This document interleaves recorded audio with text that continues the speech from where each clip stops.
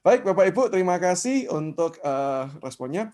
Mari sebelum kita memulai, kita kembali tundukkan kepala dan kita berdoa ya. Bapa di sorga, terima kasih waktu yang Tuhan beri kembali bagi kami untuk belajar akan mengenal Engkau lebih lagi, secara khusus mengenal apa yang menjadi dasar-dasar keyakinan iman kekristenan. Bantulah kami melalui proses ini, kami semakin melihat kebenaran Tuhan, dan kemudian kami boleh semakin hidup di dalamnya, dan kami boleh menjadi saksi-saksi-Mu dimanapun kami berada. Secara khusus, pakailah materi pembinaan ini boleh menguatkan iman kami, meneguhkan kami, dan kemudian menolong setiap kami semakin mengasihi Engkau dan semakin mau hidup memuliakan Tuhan. Dengar setiap doa kami ya Tuhan, demi Yesus Kristus, kami berdoa, kami berserah diri. Amin. Bapak Ibu, seperti minggu lalu saya tidak menggunakan share screen, tetapi layar untuk tulisan ataupun juga apa yang akan saya jelaskan sudah muncul di background saya. Silakan Bapak Ibu bisa perhatikan di sini. Nah, tema kita hari ini adalah berbicara tentang kekristenan dan tantangan pluralisme agama. Bapak Ibu, saya perlu mengambil waktu singkat untuk menjelaskan apa itu pluralisme agama. Sehingga kemudian kita tidak bingung tentang apa sih yang kita sedang bicarakan. Dan kita juga tidak salah kaprah. Kenapa? Karena begini Bapak Ibu, pluralisme agama itu biasanya seringkali dianggap sama dengan pluralitas agama. Nah Bapak Ibu, beda ya pluralisme dengan pluralitas. Kalau pluralitas itu adalah sebuah fakta keberagaman. Jadi pluralitas itu dari akar katanya juga plural yang artinya banyak. Nah, pluralitas agama berarti ada bermacam-macam dan berbeda-beda agama yang ada. Ini merupakan sebuah fakta yang tidak bisa dipungkiri. Kita sudah hidup di dalam sebuah dunia di mana ada begitu banyak agama. Baik itu sifatnya agama yang resmi, bahkan sampai juga berupa sistem kepercayaan yang masing-masing kelompok suku-suku bisa miliki. Ini sebuah fakta yang kita tidak bisa tolak. Sama seperti sekarang kita tidak bisa menolak kehadiran adanya laki-laki dan kehadiran adanya perempuan. Karena itu sebuah fakta realita yang ada di sekeliling kita. Tetapi pluralisme itu berbicara tentang paham bagaimana kita menafsirkan tentang adanya perbedaan-perbedaan agama tersebut. Saya ulangi ya, pluralisme belakangnya kalau ada isme itu artinya sebuah pandangan atau sebuah filsafat tertentu. Terkait apa? Pluralitas, yaitu bagaimana isme ini, pandangan ini menerjemahkan atau mengartikan keberagaman dari agama-agama yang ada itu. Dan salah satu yang kemudian menjadi isu kita, adanya sebuah penafsiran. Penafsiran apa? Bahwa bukan cuman kita itu berbeda-beda yang kelihatan, tetapi sebenarnya kalau diselidiki, sebenarnya semuanya itu sama. Sebenarnya akarnya itu semua sama. Semua itu adalah satu. Cuman wujudnya saja yang berbeda-beda. Bentuknya, sebutannya, istilahnya saja yang berbeda-beda. Tetapi nanti kalau di ujung jalan sana nanti, kita akan tetap bertemu dan kita akan tetap menjadi satu. Nah, itulah yang kemudian disebut sebagai teologi pluralisme agama. Teologi pluralisme agama yang menganggap bahwa semua agama sebenarnya sama-sama benar, sama-sama menyelamatkan. Hanya saja jalan yang dipilih berbeda-beda. Nah, maka itu kalau Bapak Ibu lihat di dalam slide saya sudah menolong kita untuk membicarakan isu ini melalui sebuah bentuk pertanyaan. Pertanyaannya apa sih yang kita ini coba mau sama-sama pelajari malam hari ini? Yaitu benarkah semua agama sama-sama benar? Benar nggak sih? Semuanya itu sama saja. Atau sebenarnya semuanya berbeda-beda. Nah, nanti kita mau melihat apa yang menjadi pandangan kita dan kenapa kita mempercayai hal seperti itu. Nah, tetapi sebelum saya masuk lebih lanjut di dalam pertanyaan ini, menjawab pertanyaan ini, Bapak Ibu, pertanyaan ini sebenarnya sudah diresponi dengan beragam. Ada banyak orang meresponi dengan cara yang berbeda-beda. Saya ingin mengajak kita melihat kelima respon ada 5 respon yang diberikan oleh orang menjawab pertanyaan ini. Benarkah semua agama sama-sama benar? Yang pertama, yaitu ini Bapak Ibu. Sudahlah, nggak usah kita itu ngurusin, nggak usah kita itu membanding-bandingkan agama yang satu dengan agama yang lain. Kenapa? Agama itu urusan personal, urusan pribadi. Kalau kamu mau percaya Kristen, ya percayalah. Kalau kamu mau percaya agama yang lain, ya percayalah. Sudah, kita tidak perlu peduli agamanya orang. Ikuti saja sebuah pandangan. Agamamu, agamamu. Agamaku, agamaku. Titik. Selesai. Nggak usah ngeributin punyanya orang lain. Sudah, biarkan orang mau percaya benar, ya sudah. Kalau kita sebagai orang Kristen, kita percaya bahwa kitalah yang benar, dan kemudian kitalah saja yang kemudian akan masuk surga, ya sudah. Itu urusan personal. Bahkan ada yang memberikan ilustrasi kira-kira seperti ini, Bapak Ibu. Agama itu sama seperti underwear, pakaian dalam. Masa kita ini mau tunjuk-tunjukan pakaian dalam? Kan enggak toh. Pakaian dalam ya dipakai sendiri. Kamu mau pakai boleh, kamu nggak mau pakai juga nggak masalah. Tapi itu kan urusan pribadimu. Nggak perlu diributkan. Nah, itu kira-kira respon yang pertama. Saya nggak tahu, apakah di antara kita juga ada yang meresponi seperti ini. Sudahlah, biar sendiri-sendiri. Kalau kita percaya kita ini yang benar, Tuhan kita, Yesus Kristus yang benar, ya sudah. Nggak usah pedulikan yang lain, kita percaya saja, kita beriman saja dalam hal ini. Nah, ini respon yang pertama. Tapi ada respon yang kedua, Bapak Ibu. Nah, respon kedua ini respon yang lebih teologis. Tadi yang kemudian saya sudah katakan. Oh, gini loh. Semua agama pada hakikatnya itu sama. Pada hakikatnya. Cuman jalannya berbeda-beda, cara dan bentuknya berbeda-beda. Panggilannya kepada Tuhannya berbeda. Ada yang manggilnya Bapak, ada yang manggilnya Yesus, ada yang manggilnya Aum, ada yang manggilnya Allah, ada yang manggilnya macam-macam yang lain. Tidak apa-apa. Itu cuma masalah panggilan. Toh Tuhan itu kan cuma ada satu. Ya sudahlah, semua orang mau menyembah dengan cara bagaimana, semua orang sedang menyembah yang satu itu. Biarkan saja. Jangan terlalu dipusingkan perbedaan-perbedaan yang sifatnya itu di permukaan. Toh di dalam esensinya, agama itu tetap sama. Sama-sama menjunjung tinggi kebenaran. Sama-sama membuat orang untuk kemudian mengarahkan bagaimana cara menjalani hidup ini sebaik mungkin. Sudahlah, biarkan. Kalau yang satu percaya ini jalurnya cepat, ya mungkin dia pakai pesawat terbang. Kalau mungkin yang satu jalurnya lebih lambat, ya mungkin dia naik mobil.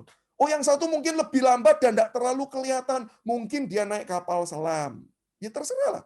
Toh nanti ujungnya tetap sama. Dan pandangan ini Bapak Ibu saya harus katakan populer sekali. Entahkah punya alasan filsafat teologis, jadi di balik itu kemudian ada kepercayaan-kepercayaan teologis tertentu, ataukah yang bersifat sangat praktis. Tujuannya apa sih? Kita percaya semua agama sama-sama benar supaya harmonis. Kalau kita itu beda-bedain, kan jadinya gegeran. Jadi ya sudahlah, kita percaya semua sama-sama benar, sama-sama menyelamatkan supaya kita bisa tetap hidup dengan harmonis. Sekali lagi saya juga tidak tahu apakah yang ini yang menjadi pandangan Bapak Ibu sekalian.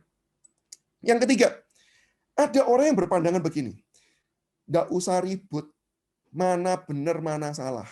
Yang penting itu berbuat baik atau tidak. Percuma orang ngomong punyaku yang paling benar, tapi hidupnya nggak ada menampilkan kebaikan apapun. Percuma. Mending orang itu berbuat baik, nggak usah ngeributin soal agama, nggak usah ngeributin soal teori. Prakteknya bagaimana? Buahnya ada apa enggak? Kalau enggak ada, sudah, enggak usah ngomong. Tapi kalau ada buahnya, ya sudah. Yang penting kan ada buahnya.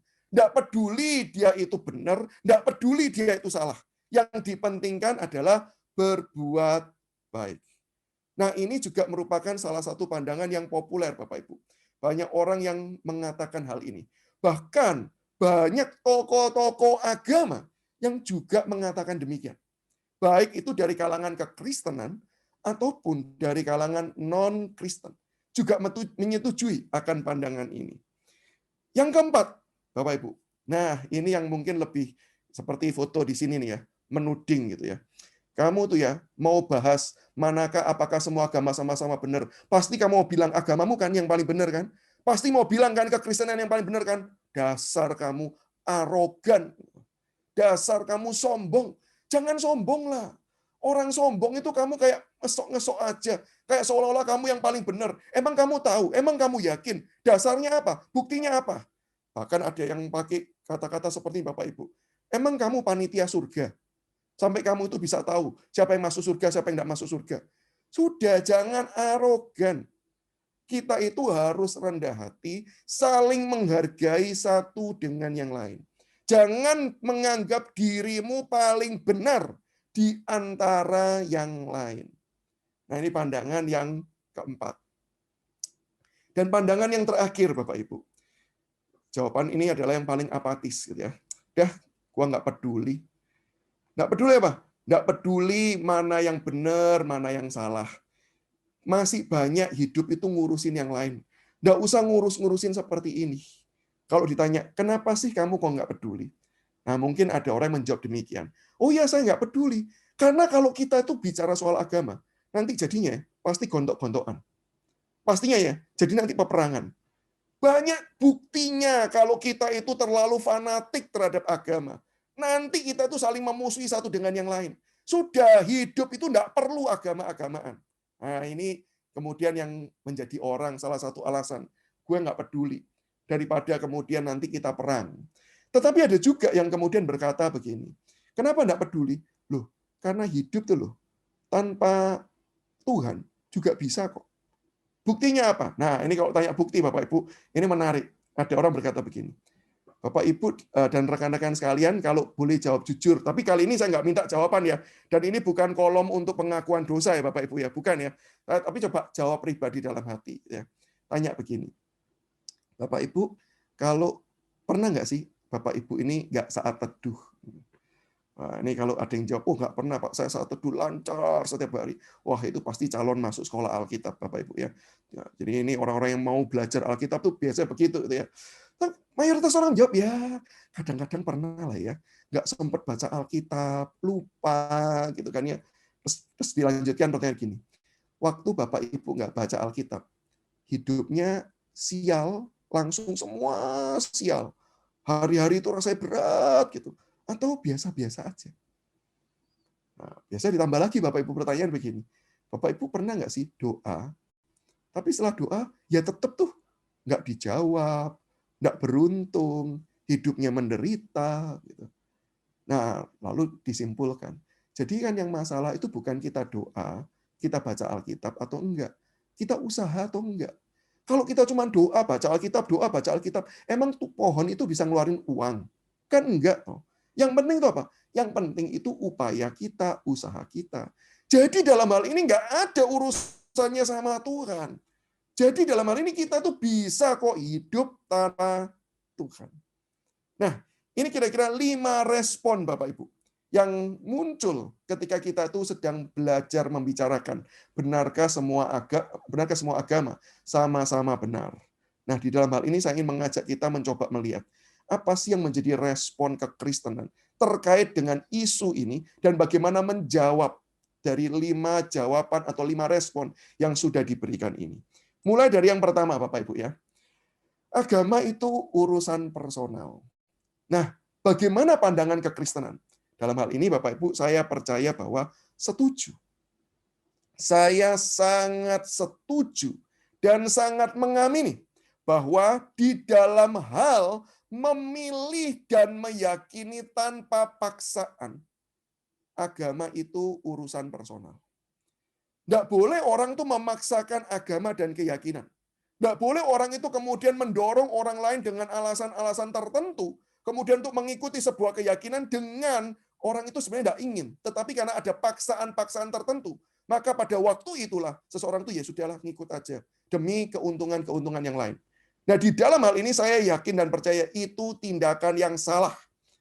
Maka saya juga tidak setuju dengan upaya kristenisasi. Bagaimana sih upaya kristenisasi? Contohnya Bapak Ibu, sudahlah ikut Kristen aja. Nanti kalau ikut Kristen ya, kamu dapat bantuan loh dari gereja. Kamu dapat subsidi loh. Nanti kalau kamu masukin anak sekolah, itu gampang loh, murah loh. Bapak Ibu, kalau kita pernah melakukan seperti itu bukan pemberitaan Injil, Bapak Ibu. Itu kristenisasi. Orang ketika masuk ke dalam keyakinan iman Kristen, hanya sekedar karena alasan-alasan ekonomis, alasan-alasan kenyamanan hidup, maka sebenarnya jiwanya itu terpaksa. Kalau boleh milih ya enggak, tapi demi dapat keuntungan ya sudahlah. Pil pahit itu tetap ditelan. Nah, dalam hal ini saya tidak setuju dengan berbagai macam upaya-upaya kristenisasi. Dan saya yakin itu salah, bukan sekedar melanggar hak warga negara, tetapi juga melanggar konsep Alkitab. Bahkan Tuhan dulu Bapak Ibu, Tuhan yang bisa dan maha berdaulat Bapak Ibu, menyediakan dirinya untuk boleh tersiksa dengan apa? Dengan adanya kehendak bebas manusia. Tuhan tuh memberikan kehendak bebas bagi manusia. Kenapa kok kita itu justru merebut kehendak bebas tersebut? Dengan dalih kita sedang memperjuangkan ajaran yang benar. Nah, dalam hal ini saya setuju bahwa agama itu urusan personal, tapi coba lihat ya, garis bawahi, di dalam hal memilih dan di dalam hal meyakini agama tersebut tanpa paksaan. Saya setuju. Oke? Nah, tetapi Bapak Ibu, kalau kemudian dilanjutkan, tapi yang sekarang kita itu sedang mau bicarakan bukan masalah kamu pilih apa. Ingat ya, isu kita bukan kamu mau pilih apa. Sudah pilih Kristen aja. Nah, itu pilihan individu. Tetapi yang menjadi pertanyaan yang perlu kita ajak orang itu berpikir adalah kenapa kamu memilih dan meyakini hal tersebut. Nah, kita berbicara di ranah itu. Kita bukan mengatakan sudah, tidak usah pikir panjang-panjang, pilih aja Kristen, titik, selesai. Enggak. Tapi justru kita mau bertanya, kalaupun kamu pilih Kristen, alasannya apa? Apa yang menjadi dasarnya? Apa yang menjadi kerinduanmu? Kenapa kamu kok memilih agama Kristen? Atau bahkan memilih keyakinan yang lain? Sehingga di dalam hal ini Bapak Ibu, kita bukan sedang memaksa, tetapi kita sedang mengajak orang mempertimbangkan secara serius. Kenapa meyakini sesuatu? Apa alasannya kamu meyakini hal tersebut? Nah, Bapak Ibu, ada sebuah buku yang ditulis oleh James W. Sire. Nah, buku itu memberikan beberapa alasan. Orang-orang itu biasanya mempercayai sesuatu. Itu alasannya apa? Yang pertama, Bapak Ibu, yaitu alasan sosiologis. Yaitu apa? Ya, karena saya lahir di dalam tradisi tersebut. Ya, karena lingkungan saya adalah lingkungan seperti itu.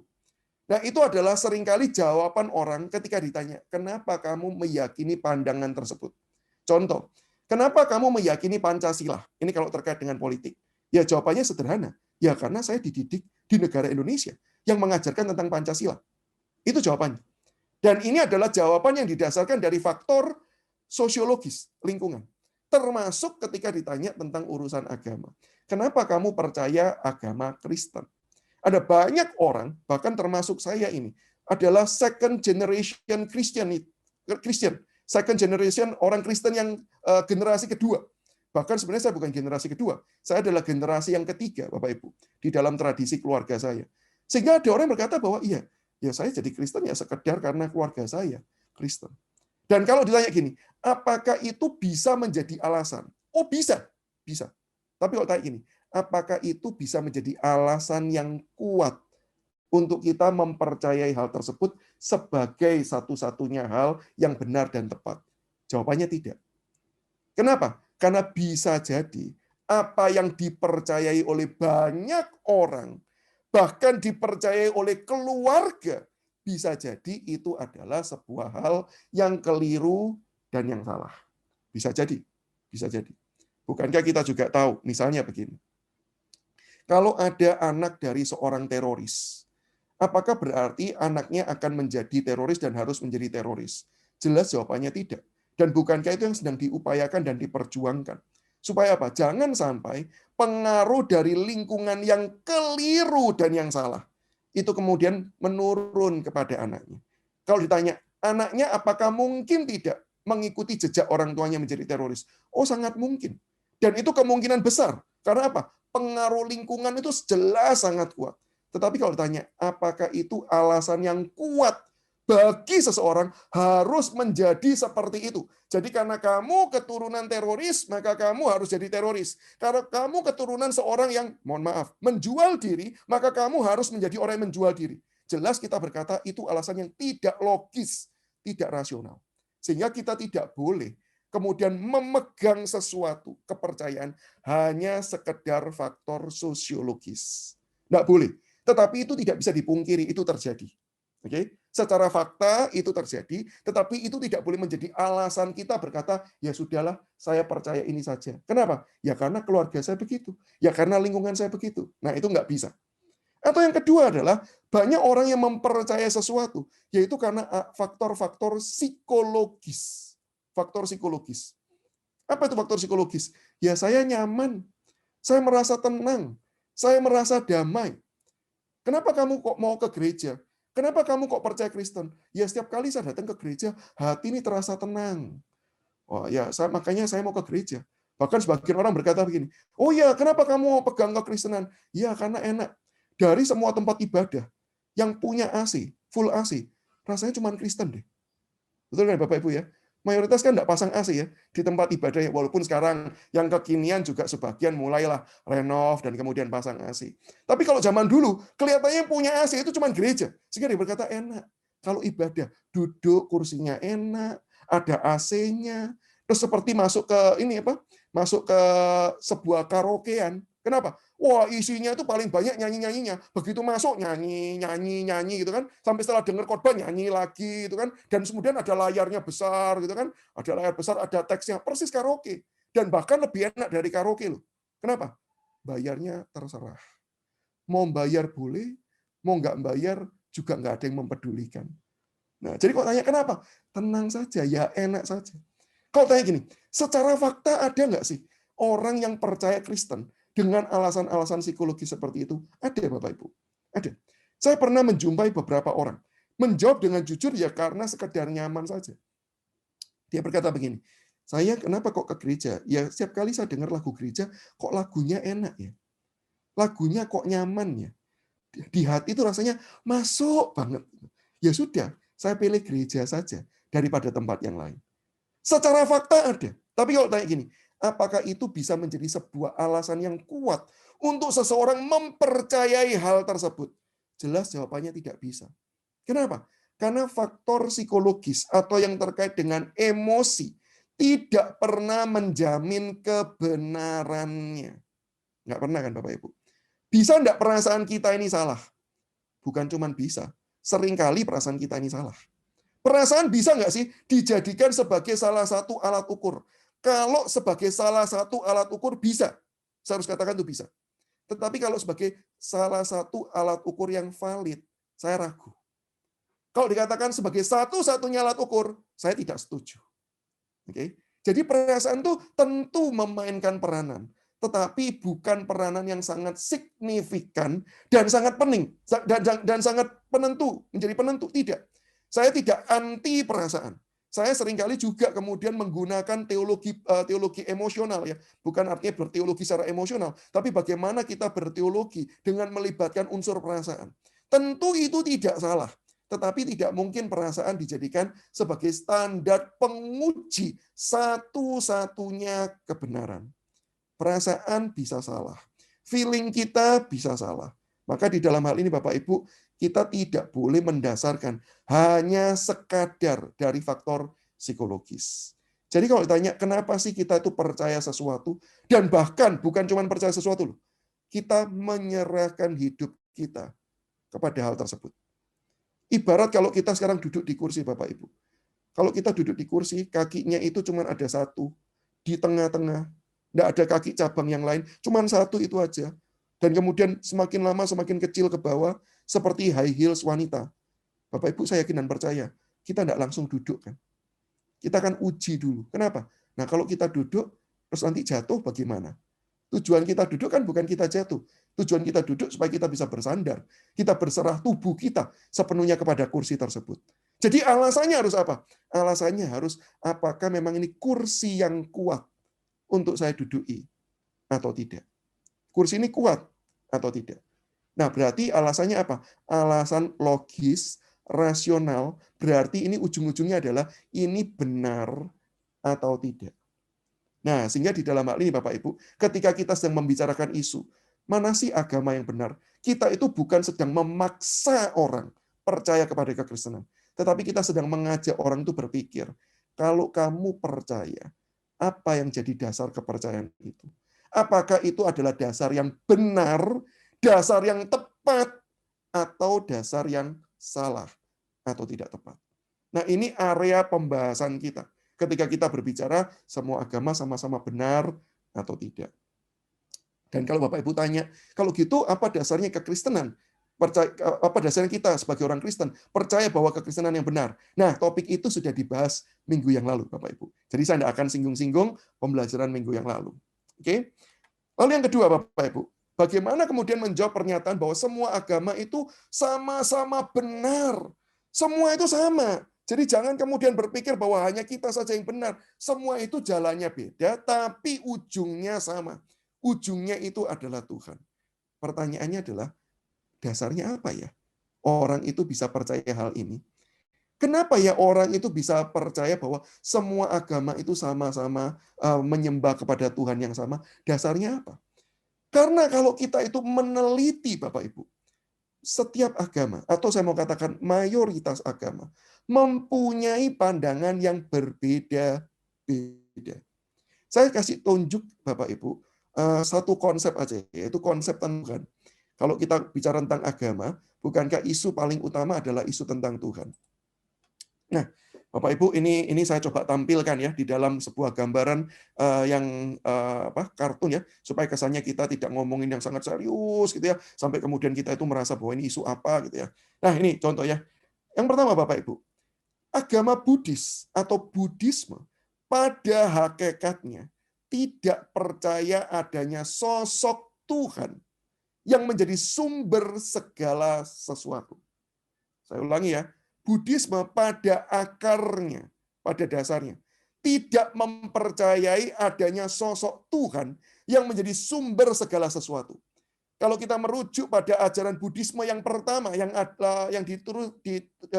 diungkapkan oleh Siddhartha Gautama, maka kemudian kita tahu bahwa sebenarnya konsep Tuhan yang ditolak itu adalah konsep Tuhan di dalam agama Hindu. Tetapi sekarang kalau kita memperhatikan ajaran-ajaran Buddhisme, menolak semua konsep teisme yang percaya adanya sosok Tuhan sebagai sumber dan pencipta segala sesuatu. Mereka nggak percaya. Mereka nggak mempercayai adanya sosok seperti itu. Maka di dalam buku-buku teks Bapak Ibu, banyak orang mengatakan, termasuk kelompok Buddhisme sendiri, contohnya adalah buku Keyakinan Dasar Umat Buddha yang diterbitkan oleh penerbit Buddha sendiri. Penulisnya adalah Sri Damananda, seorang Buddhis. Dia mengatakan bahwa ini adalah agama ateis atau agama non-teis. Agama yang tidak mempercayai adanya sosok Tuhan, tetapi mempercayai ada dewa-dewa, mempercayai ada setan-setan, jin-jin, makhluk siluman, semua percaya. Tetapi tidak percaya adanya Tuhan, satu pribadi atau satu sosok yang kemudian menjadi sumber semuanya itu. Itu enggak. Sehingga kita melihat Buddhisme pada dasarnya tidak percaya Tuhan. Meskipun kalau kita membaca ajaran Buddhisme, tidak menolak pengikutnya kalau mau percaya Tuhan. Jadi Bapak Ibu jangan salah ya. Kalau Bapak Ibu punya rekan Buddhis, kemudian mereka percaya Tuhan, memang Buddhisme tidak percaya Tuhan, tetapi tidak melarang kalau pengikutnya mau percaya Tuhan. Kenapa demikian? Kalau boleh diibaratkan. Sekali lagi ya, diibaratkan itu berarti diumpamakan, berarti tidak 100% tepat, tetapi menolong kita untuk melihat perbandingannya. Itu ibaratnya begini Bapak Ibu. Kalau di negara barat, itu banyak orang percaya kepada Santa Claus. Atau kalau bahasanya di kita tuh Sinterklas. Yang muncul tiap Natal, yang gemuk-gemuk gitu ya, masuk lewat cerobong asap, memberikan kado kepada anak-anak gitu ya. Banyak anak-anak percaya. Pertanyaan gini, orang tua mereka tahu nggak bahwa Sinterklas itu nggak ada? Jelas jawabannya tahu. Tapi kenapa orang tuanya kok tidak masalah anaknya percaya? Karena orang tuanya tahu bahwa sampai nanti di usia tertentu, anaknya itu tahu kok bahwa Sinterklas itu tidak ada. Dan Sinterklas itu cuma ilusi atau gambaran yang diciptakan untuk kemudian sebuah tradisi tertentu. Dan tidak sungguh-sungguh real. Tapi ya nggak apa-apa lah, kalau masih anak-anak, ya nggak apa-apa lah, bolehlah percaya Sinterklas. Tapi sesungguhnya tidak ada Sinterklas itu. Nah, kira-kira mirip begitu Bapak Ibu. Kalau sekarang ada orang Buddhis mau percaya Tuhan, banyak para pengajar-pengajar Buddhis berkata, nggak apa-apa. Kalau memang itu kamu perlukan sekarang, untuk kamu bisa kemudian membawa hidupmu lebih baik lagi, it's okay, it's good. Tetapi kamu nanti suatu titik akan sadar bahwa Tuhan itu tidak ada. Nah, itu pandangan agama Buddha. Sementara pandangan agama Hindu percaya bahwa Tuhan itu ada. Dan kalau tanya ada berapa, orang Hindu akan berkata bahwa hanya ada satu Tuhan, tetapi tidak berpribadi.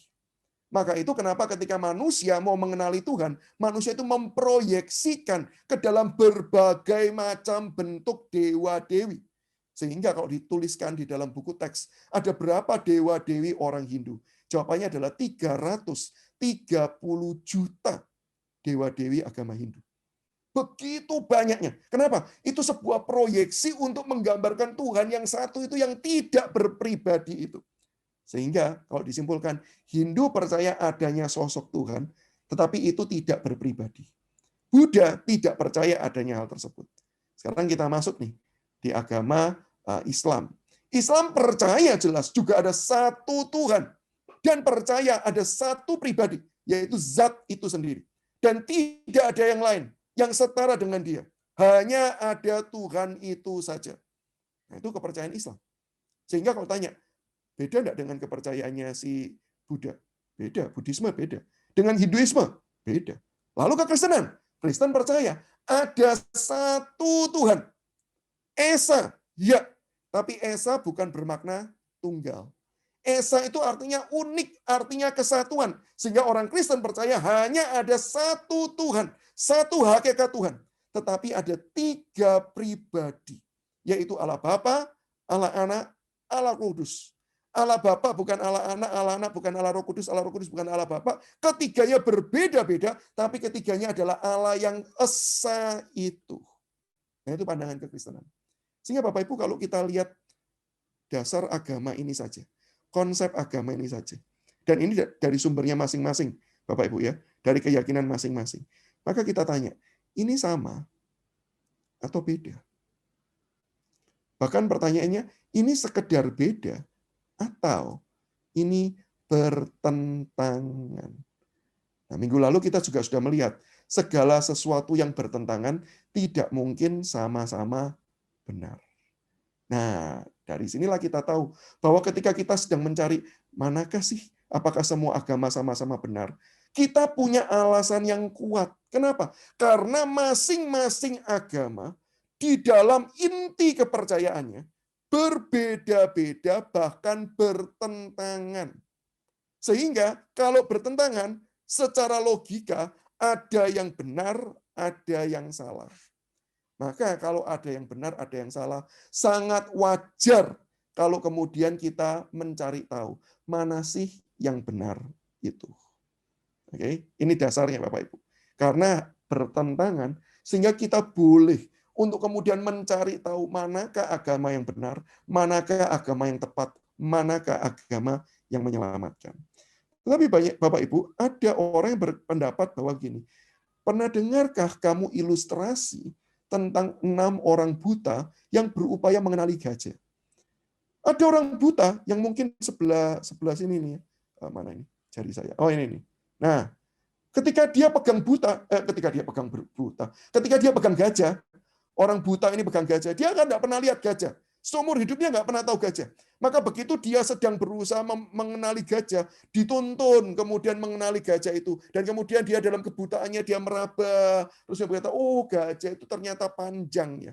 Panjang, lalu ujungnya itu ada 2 lubang, lalu kemudian mengeluarkan air. Oh ternyata gajah itu mirip ular. Cuma enggak punya gigi saja. Perhatikan, orang buta pertama berkata, gajah itu ternyata mirip ular. Yang satu berkata ini, yang ini berkata, oh enggak, gajah kok mirip ular. Gajah itu mirip tombak. Dia itu keras, dia itu kemudian ujungnya lancip, mirip tombak. Loh, enggak, gajah itu kalau tombak kan enggak bisa meliuk-liuk. Ini bisa meliuk-liuk. Mana bisa meliuk-liuk? Enggak bisa meliuk-liuk. Dia itu keras, kaku. Yang lain berkata, gajah kok kaku. Gajah itu lebar, mana mirip tombak. Gajah itu seperti permadani itu loh, lebar, bisa dilipat. Bisa meliuk nggak? Meliuk sih nggak, bisa dilipat sih bisa. Kok bisa sih dilipat? Gajah itu keras seperti tombak. Mulai berantem tuh 3 orang itu. Ditambah lagi, gajah kok seperti itu semua. Gajah itu seperti pohon, besar, terus melingkar, tinggi seperti pohon. Kok bisa gajah itu dilipat? Kok bisa gajah itu meliuk? Dari mana bisa meliuk? Yang berkata, kok gajah kok seperti pohon? Gajah itu seperti tembok. Nih loh, lihat. Dipukul-pukul, didorong-dorong nih loh. Nggak bisa gerak. Yang di belakang. Gajah itu seperti tali. Kecil. Terus ada rumbai-rumbainya. Nah, ke-6 orang ini saling bertengkar tentang gajah. Lalu ada tokoh yang kemudian mengatakan demikian. Semuanya punya kebenaran masing-masing. Kan benar toh ada yang seperti ular, kan benar toh ada yang seperti pohon, kan benar toh ada yang seperti tali. Semua agama itu sama-sama benar, tetapi juga ada kekurangan dan kesalahannya. Sehingga kita tidak bisa berkata bahwa kita itu yang paling benar dan yang paling tepat. Nah, Bapak Ibu, saya mau berkata bahwa ilustrasi ini tidak bisa menggambarkan tentang keyakinan agama. Dan kalaupun ilustrasi ini mau dipakai untuk menggambarkan agama, maka saya yakin Bapak Ibu, kesimpulannya bukan semua agama sama-sama benar. Tetapi semua agama itu sama-sama salah. Tidak ada satupun yang benar. Itu kesimpulan yang kita bisa ambil dari ilustrasi ini. Loh, kok bisa kesimpulannya seperti itu? Mari Bapak Ibu, saya ajak kita berpikir dengan lebih cermat. Ketika orang itu buta, perhatikan ya, ini orang buta sejak lahir. Jadi kalau ditanya gini, kamu punya konsep enggak tentang gajah? Maka orang buta ya pasti akan, orang buta sejak lahir yang enggak pernah lihat gajah, enggak pernah belajar tentang gajah, maka dia tidak punya bayangan apapun tentang apa itu gajah. Lalu kalau dia berjumpa dan dia diarahkan untuk memegang salah satunya, contoh dia pegang belalai gajah, maka kan dia mulai membuat gambaran dalam imajinasinya dia. Gambarannya apa? Oh, ternyata gajah mirip ular. Dan perhatikan kalimatnya. Gajah mirip ular. Orang buta ini tidak berkata gini loh, sebagian gajah mirip ular. Kalau dikatakan sebagian gajah, sebagian anggota tubuh gajah mirip ular, saya setuju. Itu kesimpulan yang benar. Tetapi kalau orang buta yang cuma memegang satu sisi dan berkata, oh gajah itu mirip ular, dia tidak pernah membayangkan sebagian. Dia membayangkan seutuhnya gajah itu seperti ular. Dan pertanyaannya, apakah memang benar seutuhnya gajah mirip ular? Jelas jawabannya tidak. Maka di dalam hal ini Bapak Ibu, kesimpulannya kalau pakai ilustrasi ini, bukan semua agama itu punya kebenaran, tapi punya kesalahan. Enggak. Justru kalau kita pakai ilustrasi ini, semua agama itu salah. Enggak ada satupun yang benar. Dan itu lebih masuk akal. Perhatikan ya, lebih masuk akal. Semua agama itu salah daripada semua agama benar. Kenapa? Satu, karena kalau semua agama sama-sama benar, berarti tidak boleh ada area pertentangan. Sementara tadi kita sudah lihat, ada pertentangannya, ada kontradiksinya. Sehingga tidak mungkin sama-sama benar. Harus ada minimal yang benar dan minimal yang salah. Oke? Tetapi yang kedua, kalau memang dikatakan semua agama sama-sama salah, yang benar apa? Masih ada pilihannya, yaitu ateis. Yang tidak percaya Tuhan, masih bisa benar. Tapi tidak mungkin semua agama sama-sama benar. Sehingga sekali lagi ya, ilustrasi ini tidak menjelaskan dan tidak menolong kita untuk kemudian punya dasar mempercayai bahwa semua agama sama-sama benar. Lebih mungkin semua agama sama-sama salah daripada sama-sama benar. Itu yang kedua, Bapak Ibu. Sekarang kita masuk kepada pandangan respon yang ketiga. Yang penting itu berbuat baik. Dan bukankah kalau kita lihat ya, ajaran perbuatan baik di dalam agama-agama itu mirip. Contoh ya, saya tuliskan di sini. Yang kita kenal sebagai golden rule. Segala sesuatu yang kamu kehendaki, supaya orang perbuat kepadamu, perbuatlah terlebih dahulu kepada mereka. Oh Bapak Ibu, kalau kita pelajari kata-kata Yesus ini, kata-kata ini juga ditemukan di dalam kitab sucinya orang Hindu. Juga diucapkan oleh Siddhartha Gautama sebagai tokoh Buddhisme. Juga diucapkan oleh Gongzhe, tokoh dari Konfusianisme. Dan juga diucapkan juga oleh Muhammad yang dipercaya oleh rekan-rekan Muslim sebagai nabi. Meskipun kalimatnya tidak persis sama. Kalimatnya bentuknya lain, tapi intinya sama. Sehingga ada orang berkata, ini loh dasarnya. Ini loh buktinya. Bahwa semua agama itu mengajarkan kebaikan. Sehingga kalau semua agama mengajarkan kebaikan, ya sudah. Berarti sumbernya sama. Berarti oke. Berarti sama. Nah, di dalam hal ini Bapak Ibu, saya mau katakan setuju. Saya mengamini bahwa ada banyak persamaan-persamaan di dalam keyakinan agama-agama. Saya meyakini hal tersebut, Bapak Ibu. Ada area-area persamaan. Khususnya area-area di dalam kaitannya dengan moral universal. Ada banyak persamaan. Saya meyakini hal tersebut. Sehingga kalau kita bicara di dalam sistem keagamaan secara sosiologis, maka kan ada orang yang membagi secara tradisi, di dalam sistem kepercayaan, di dalam moralitas, di dalam mitos-mitos, dan lain sebagainya. Saya mau katakan sistemnya mungkin ada perbedaan. Mitologinya bisa jadi ada perbedaan. Oke, tetapi ajaran etika moral universalnya, saya meyakini ada banyak area persamaan. Dan kalau ditanya, kenapa saya sebagai orang Kristen bisa menyetujui hal tersebut? Karena saya yakin dan percaya, bahkan Alkitab, bahkan teologi yang kita pegang, teologi yang kita anut, Bapak Ibu, itu juga mempercayai bahwa ada yang dimaksudkan dengan wahyu umum, general revelation. Dan itu diberikan Tuhan kepada semua manusia. Dan manusia, Bapak Ibu, di dalam segala kemampuannya untuk mengenal kebenaran, mereka itu meyakini hal-hal yang sama. Meskipun tidak semuanya. Dan meskipun yang khusus nanti berbeda. Tetapi general revelation, wahyu umumnya, bisa jadi sama.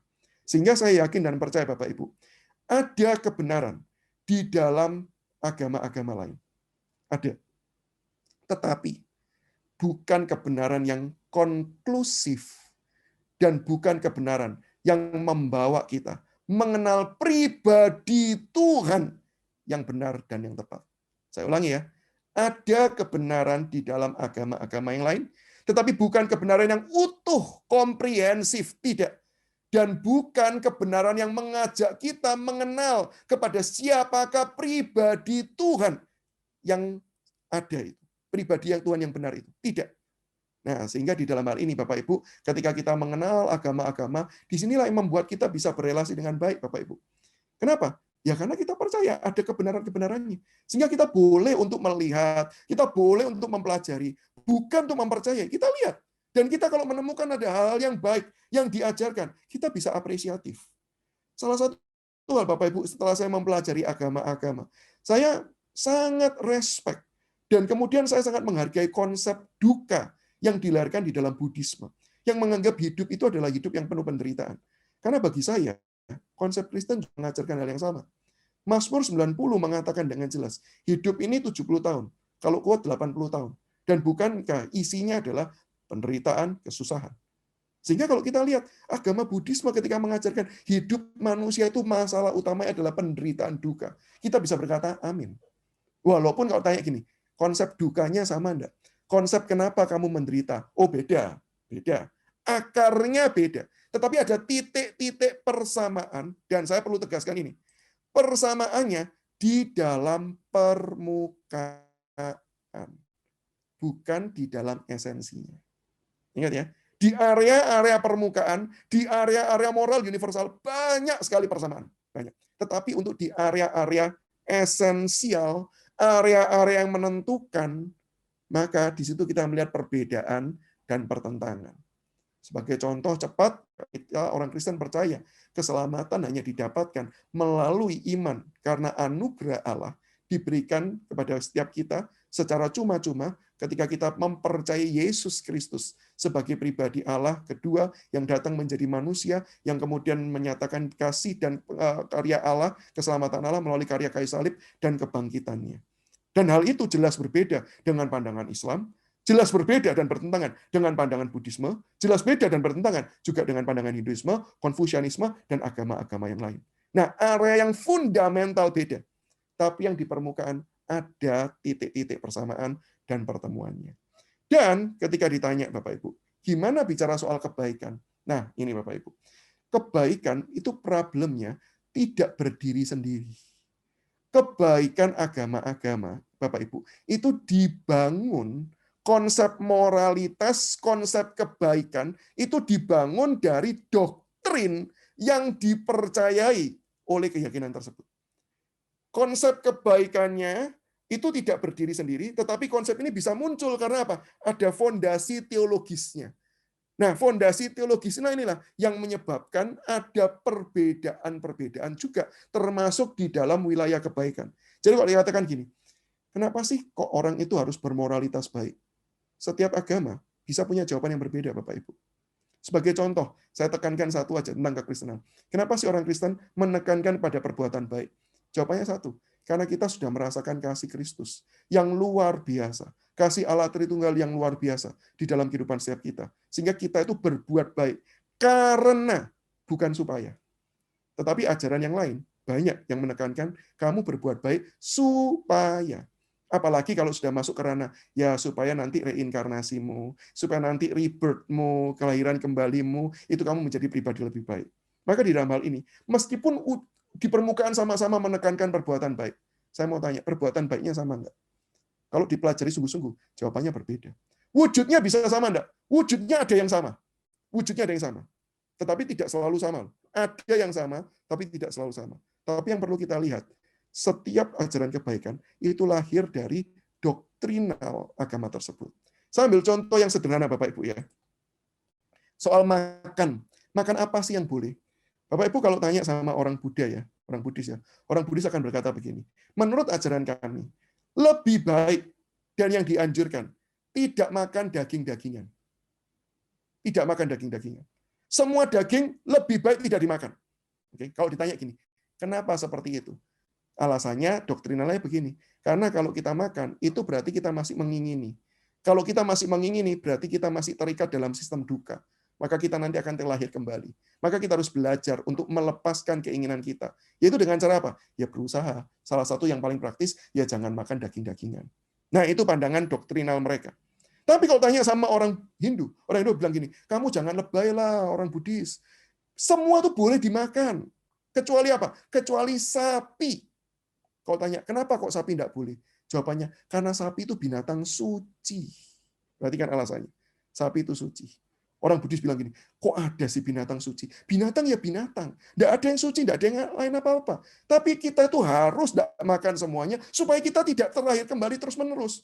Orang Hindu berkata begini, loh iya kita memang tidak ingin terlahir kembali. Tapi kalau makan yang lain boleh. Tidak boleh sapi, karena sapi suci. Kalau tanya sih sama teman muslim, boleh enggak makan daging semuanya?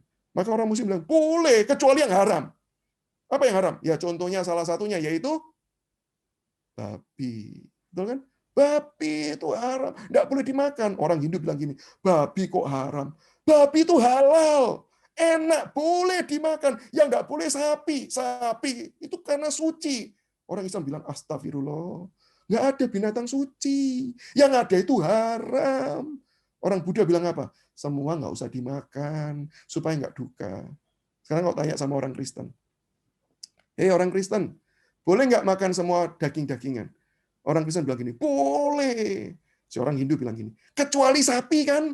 Orang Kristen bilang, enggak, sapi boleh, enak itu. Sate sapi, itu ya, steak, wah itu enak-enak itu. Haujek sencingping itu ya, kok enggak boleh? Karena suci. Ya ampun, enggak ada. Yang suci itu cuma satu, Tuhan itu loh yang suci. Enggak ada binatang suci. Islam berkata, bagus, saya setuju. Tapi ada yang haram kan? Oh iya, konsep haram dan halal itu dulu pernah ada. Tetapi sekarang Yesus Kristus sudah menegaskan bahwa yang haram bukan apa yang masuk ke dalam. Yang haram adalah yang keluar dari dalam hati. Maka yang muslim tanya, babi haram enggak? Babi kok haram? Babi itu harum, bukan haram. Babi itu enak. Yang Buddha berkata, enggak boleh semuanya. Lihat Bapak Ibu, bahkan konsep tentang makan, tentang kebaikan, berbeda satu dengan yang lain. Dan saya lanjutkan Bapak Ibu ya, karena waktu. Selain karena eh, akarnya itu pada doktrinal, Bapak Ibu jangan lupa bahwa kebaikan itu adalah fungsi luaran atau hasil dari kehidupan beragama yang merupakan esensinya. Jadi kebaikan itu harusnya keluar karena kamu mengimani sesuatu. Seperti tadi ya, karena saya mengimani sapi suci, maka saya tidak makan sapi. Maka kebaikannya tidak makan sapi itu adalah hasil luar dari keyakinan iman saya. Dan Bapak Ibu, saya harus katakan dengan cepat ya, bahwa kita itu memilih sesuatu bukan karena fungsi luarnya, tapi karena fungsi esensinya. Contoh sederhana, Bapak Ibu kalau haus, kita kan bakal minum. Minum itu artinya apa sih? Memasukkan cairan dalam tubuh. Nah, sekarang saya mau tanya, cairan apa yang kita masukkan dalam tubuh? Ya kita bisa sih minum aqua, aquase, Cleo, Klub Biru, sebutkan semua apa, fit lah, apapun semua ada. Tapi pernah enggak kita kepikir gini, aduh saya bosan minum aqua, saya bosan minum merek-merek yang ada itu. Saya tapi belum pernah loh minum Baygon cair. Kalau ditanya gini, apakah minum Baygon cair bisa menghilangkan rasa haus kita enggak? Perhatikan pertanyaan saya.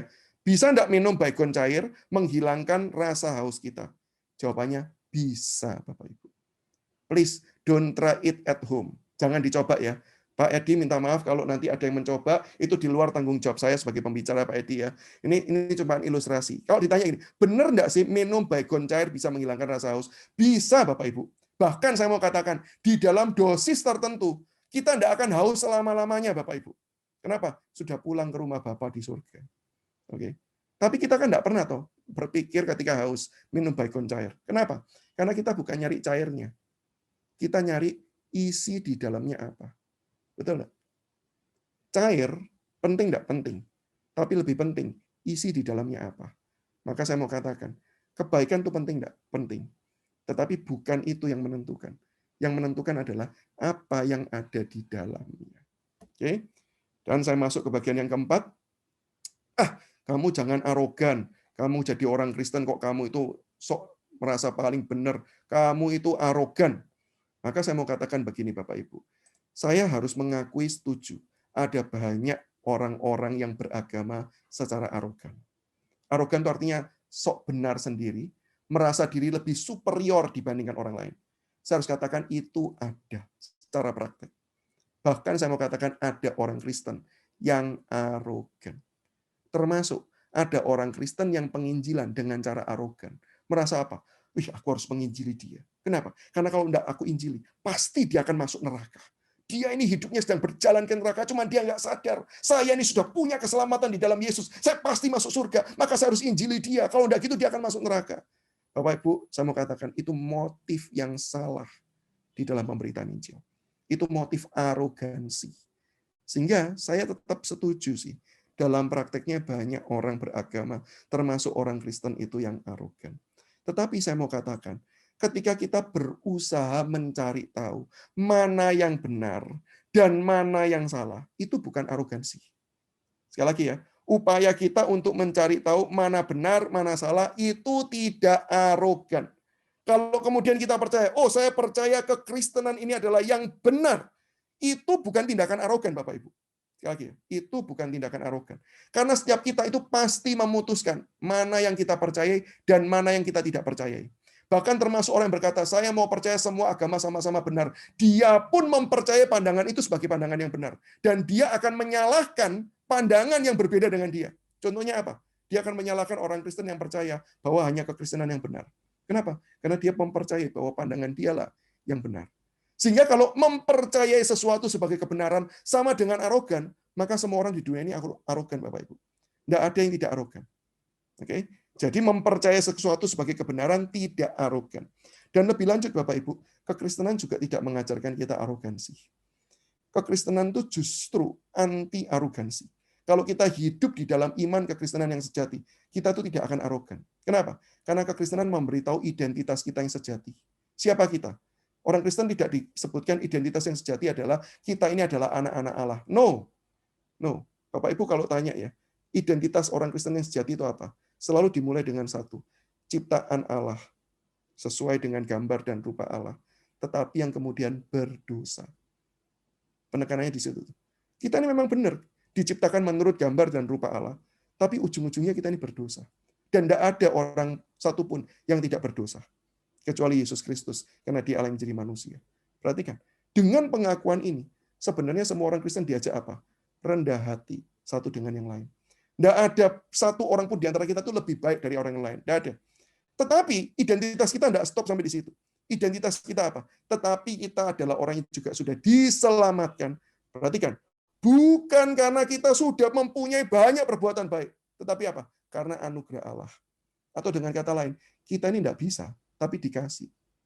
Jadi kalau kita itu cuma dikasih, Bapak Ibu, maka harusnya kita nggak sombong. Karena bukan karena kita. Kecuali karena kita selamat. Karena upaya kita selamat, saya setuju, kita boleh sombong. Kita boleh sombong. Tapi karena kita ini berdosa, tetapi diberikan anugerah, harusnya identitas ini membuat kita sadar, saya tidak layak, saya tidak pantas menjadi umat Tuhan, saya tidak pantas menjadi murid Tuhan, saya tidak pantas menjadi anak-anak Allah. Tapi Tuhan mau pilih saya. Maka harusnya lagunya orang Kristen itu, why have you chosen me? Kenapa engkau pilih saya? Di antara sekian banyak orang, kenapa engkau memilih saya, Tuhan? Bukan karena saya lebih baik, tapi hanya karena anugerah engkau. Sehingga mentalitas yang dibangun seperti ini bukan mentalitas arogansi. Ingat ya Bapak Ibu ya. Dan mohon maaf saya tidak bisa eksplor lebih panjang karena waktu. Saya pindah ke topik yang terakhir.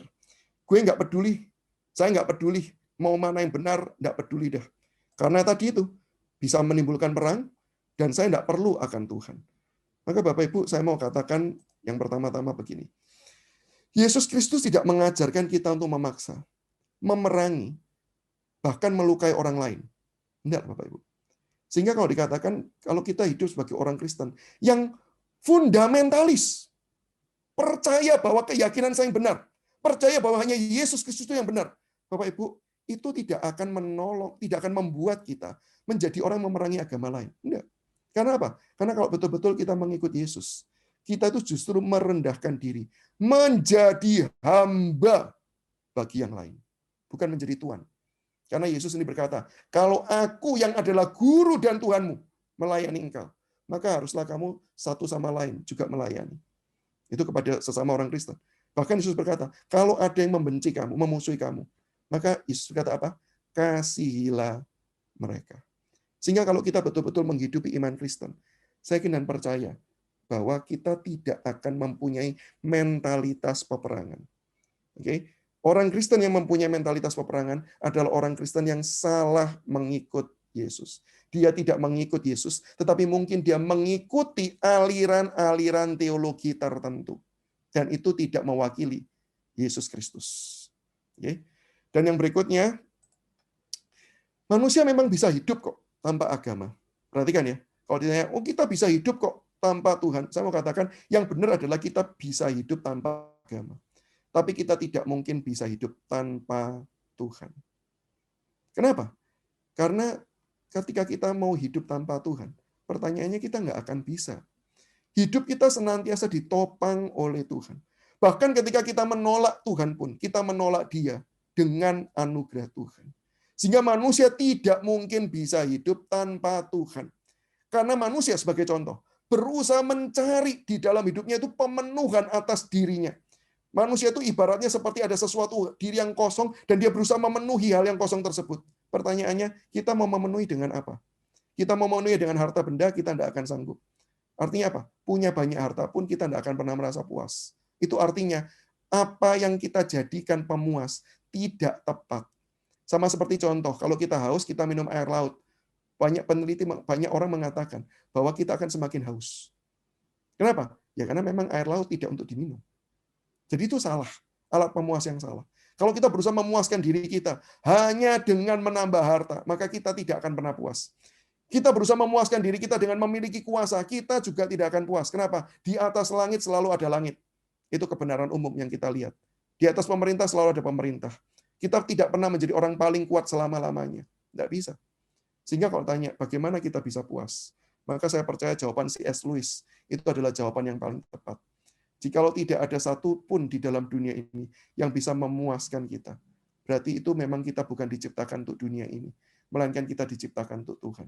Dan memang betul Bapak Ibu, ketika manusia memiliki Tuhan, disitulah manusia bisa berkata, cukup, cukup. Dan manusia tidak membutuhkan apa-apa lagi. Maka itu kenapa Daud berkata, God is my shepherd, I shall no want. Saya tidak membutuhkan apa-apa lagi. Maka itu kenapa banyak orang Kristen, ketika mereka punya Tuhan di dalam hidupnya, ketika walaupun dia menderita, meskipun dia disiksa, tetapi ketika dia percaya dan dia beriman kepada Tuhan, dia bisa bertahan di dalam semua pergumulan penderitaan yang ada. Karena apa? Karena cukup. Karena Tuhan itulah jawabannya. Sehingga saya yakin dan percaya, orang bisa hidup tanpa agama, tapi orang tidak bisa hidup tanpa Tuhan. Karena yang saya maksudkan agama di sini berarti ritualistik ya, bukan imannya, ritualistiknya. Setiap orang butuh beriman. Pertanyaannya kita beriman kepada apa? Ada orang beriman kepada sains, ada orang beriman kepada dirinya sendiri. Tetapi kita beriman kepada Tuhan. Bahkan Tuhan yang sudah menyatakan dirinya di dalam pribadi Yesus Kristus, yang kemudian mati di atas kayu salib, menanggung dosa setiap kita. Sehingga kalau ada orang berkata, saya nggak peduli, saya mau tekankan bagian yang terakhir sebagai penutup Bapak Ibu. Kalau kamu tidak peduli, itu terkait area, kamu suka mana, kamu suka warna apa, boleh sih kita tidak peduli. Tapi kalau terkait dengan urusan mana benar, mana salah, saya percaya kita tidak bisa tidak peduli. Contohnya, kalau kemudian kita ini sakit, lalu kita ini ke dokter. Dokter yang satu berkata, oh kamu ini cuma kecapean saja. Tidur aja, nanti bangun pasti sehat. Itu dokter satu. Lalu kita konsultasi ke dokter yang lain. Dokter lain berkata begini, kamu sekarang juga harus opnam. Kenapa? Karena sekarang fungsi paru-parumu tinggal 20%. Kamu ini terkena COVID, segera masuk masuk ke dalam IGD. Segera kemudian kamu langsung masuk ke ICU. Kamu harus diintensif dirawat. Yang satu berkata cuma cukup tidur, yang satu berkata harus masuk ke bahkan ICU. Lalu kita tanya sama dokter yang pertama, dok, katanya saya perlu masuk ICU. Dokter pertama bilang gini, lebay itu. Nggak usah, tidur di rumah aja. Tidur nyaman. 8 jam, cukup, bangun, sehat. Yang satu berkata, kalau kamu cuma tidur 8 jam, tanpa perawatan apapun, berangkat kamu. Saya mau tanya, bisa nggak kita berkata gini, gua nggak peduli, terserah gua, mau pilih yang mana. Kok rasanya lebih enak dokter yang A ya? Udah, ikut dokter A aja. Mungkin nggak sih kita memilih karena faktor itu? Saya kira percaya kita nggak akan demikian kan. Kita akan cari yang benar yang mana, yang salah yang mana. Nah demikian juga ketika kita masuk di dalam wilayah moral, wilayah tentang konsep Tuhan. Manakah yang benar, manakah yang salah, pasti kita pedulikan. Kita tidak mungkin bersikap masa bodoh terkait hal tersebut. Nah, kira-kira demikian yang bisa saya sampaikan. Kiranya ini boleh menolong setiap kita, dan kita bisa mempertajam diskusi kita melalui tanya jawab, Bapak Ibu ya.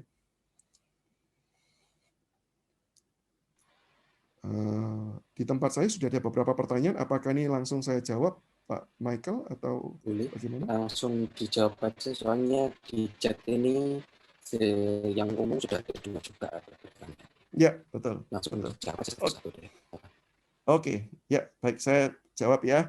Yang pertama pertanyaan begini, dalam Kristen ada Katolik, Pentakosta, Karismatik, Protestan. Apakah sama kepercayaannya? Nah, Bapak Ibu, saya mau katakan gini. Saya mau ajak kita melihat bahwa di dalam kekristenan itu memang ada perbedaan-perbedaan. Oke, ada perbedaan-perbedaan. Yang pertama, ada perbedaan-perbedaan yang sifatnya itu adalah sesuatu hal yang sifatnya fundamental. Artinya apa fundamental? Berarti ada kepercayaan yang benar, ada kepercayaan yang salah. Apa sih kepercayaan fundamental? Saya meyakini satu. Kepercayaan kepada Allah Tritunggal. Itu fundamental. Yang menolak Tritunggal, sebenarnya saya mau mengatakan dengan terus terang, sudah sulit untuk kita katakan dia orang Kristen. Karena orang Kristen itu identik dengan percaya kepada Allah yang Tritunggal, Bapa, Putra, dan Roh Kudus. Oke. Kedua, kepercayaan yang fundamental adalah kepercayaan Yesus Kristus, pribadi kedua Allah Tritunggal. Nah, ini karena keyakinannya nyambung ya. Itu adalah pribadi Allah yang kemudian datang menjadi manusia dengan tujuan untuk menyatakan kasih Allah, dengan tujuan untuk kemudian menyelamatkan manusia berdosa. Sehingga ini kepercayaan fundamental, Bapak Ibu. Yang menolak Yesus Kristus sebagai Tuhan yang berinkarnasi menjadi manusia, itu tidak bisa lagi dikategorikan sebagai orang Kristen. Maka itu kenapa pandangan misalnya contoh sebagai pandangan Mormon, pandangan saksi Yehova. Kita tidak bisa berkata mereka adalah aliran-aliran denominasi lain. Kita justru berkata itu sekte. Yang artinya apa? Sudah keluar jalur.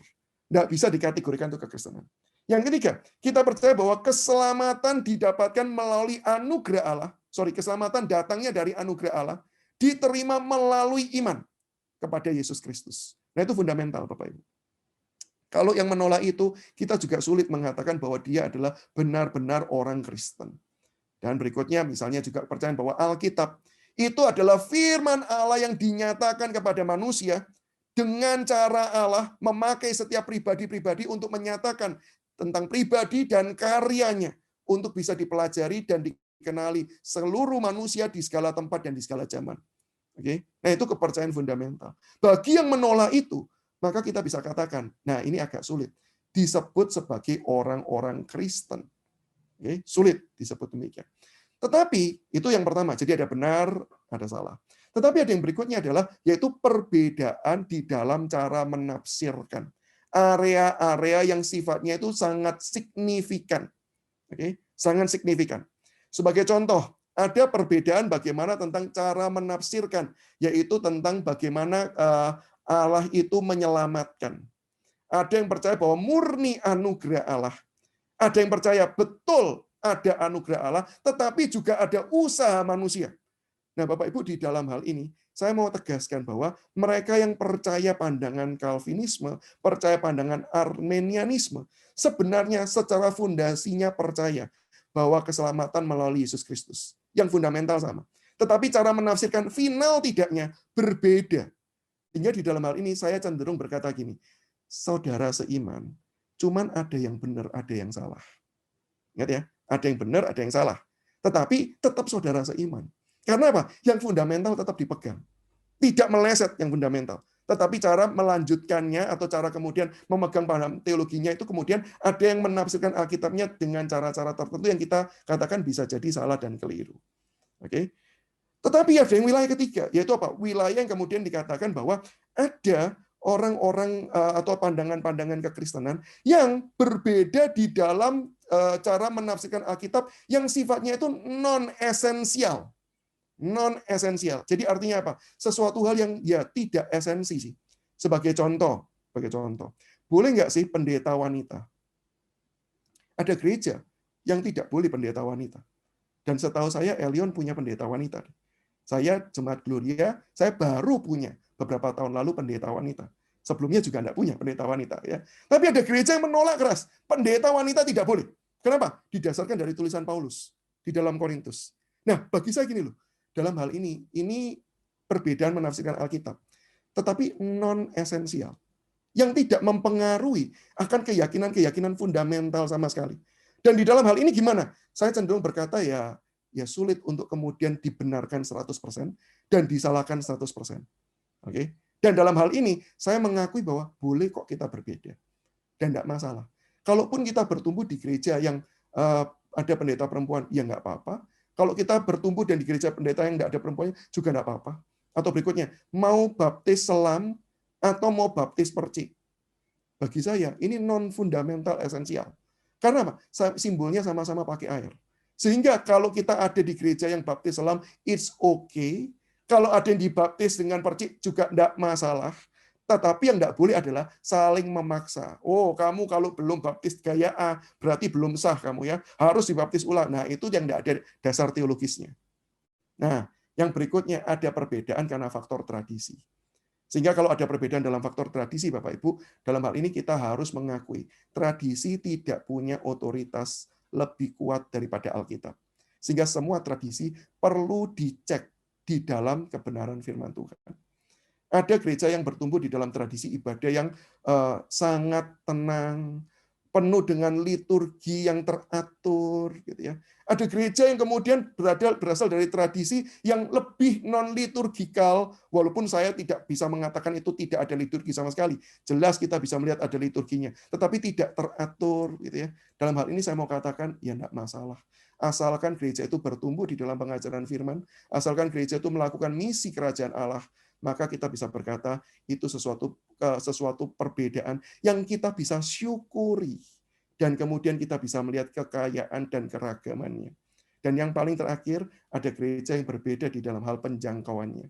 Ada gereja yang menjangkau banyak anak muda, lebih fokus ke sana. Ada gereja yang lebih banyak menjangkau suku-suku tertentu. Di dalam hal ini saya tetap juga mengakui kita boleh berbeda. Dan kita bisa bergandeng tangan untuk kita bisa belajar dan saling menguatkan satu dengan yang lain. Sehingga dalam hal ini saya tidak menjawab apakah atau tidak, silakan kita cek masing-masing Bapak Ibu ya. Yang lebih penting adalah ngecek itu. Jangan kemudian kata pembicara, oh kata pembicara itu Pak Sam itu ya, oh ini beda nih, karismatik begini, Pentakosta begini. Yuk lebih baik kita jangan terkotak-kotak, tapi kita coba cari tahu apa sih yang dipercayai dan diyakini oleh rekan-rekan dari aliran denominasi tertentu tersebut. Nah itu yang pertama ya. Yang berikutnya yang kedua, kita sebagai orang Kristen kan berbuat baik karena sudah menerima kebaikan Tuhan. Lalu apa setiap kita berbuat baik harus secara sengaja menunjukkan bahwa kebaikan ini adalah dari Tuhan Yesus? Apakah itu termasuk tadi yang disebutkan kristenisasi? Oke, terima kasih untuk pertanyaannya. Jadi begini, kalau ditanya kita ini berbuat baik karena, ya betul. Kalau ditanya gini, apakah luarannya itu akan 100% berbeda dengan apa yang orang lain itu berbuat? Saya mau katakan enggak. Enggak. Bisa jadi apa yang kita lakukan dengan dasar yang berbeda, itu kelihatan sama dengan orang lain yang melakukan dengan dasar yang berbeda. Contohnya, orang Kristen dituntut salah satu model kekristenan, yaitu memberi sampai bahkan rela menderita. Pertanyaannya, apakah di ajaran tertentu, ajaran agama yang lain juga ada konsep seperti itu? Saya mau katakan, walaupun tidak sekuat penekanan kekristenan, tetapi ada yang juga rela melakukan seperti itu. Jadi wujud akhirnya bisa jadi kelihatan sama. Dalam hal ini sangat sulit dibedakan. Nah, terus bagaimana Pak dibedakan? Nah, ini yang mungkin berbeda antara konsep kekristenan dengan yang lain. Kita berbuat baik bukan untuk kemudian dilihat. Kita berbuat baik sebagai ucapan syukur kita kepada Tuhan.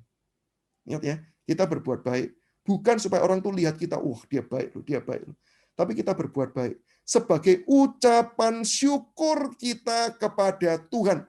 Sehingga jauh lebih penting kita berbuat baik dengan dasar motif, motor, model yang benar sesuai ajaran Alkitab. Supaya kemudian Tuhan lihat kehidupan kita. Bukan supaya orang lain lihat. Ini persembahan hidup kita kepada Tuhan. Itu yang pertama. Tetapi yang kedua, Bapak Ibu, kekristenan bukan cuma sekedar mengajar asal berbuat baik, tetapi juga di dalam kekonsistenan dan kesatuan seluruh orang Kristen. Dan hal itu yang membuat orang Kristen pada akhirnya dikenal, pasti bukan orang Kristennya nih. Karena kalau cuma satu yang berbuat baik, orang bisa berkata gini, ya dasarnya orang itu orang baik, sehingga dia bisa berbuat baik. Buktinya, yang lain orang Kristen tidak seperti itu. Kekristenan mengajarkan komunal, bukan personal. Kebaikan itu semua harus punya tingkat kebaikan yang sama. Maka itu kenapa gereja perlu mengajarkan, kenapa gereja perlu mendorong, maka kenapa kok gereja memuridkan. Karena supaya setiap kita itu mewujudkan, menceritakan sebuah perbuatan yang sama.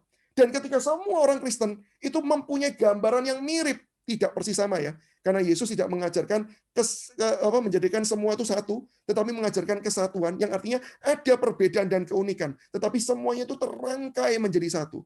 Disitulah orang kan bertanya, kok bisa ya semua orang Kristen begitu? Dan itulah yang kemudian dikatakan.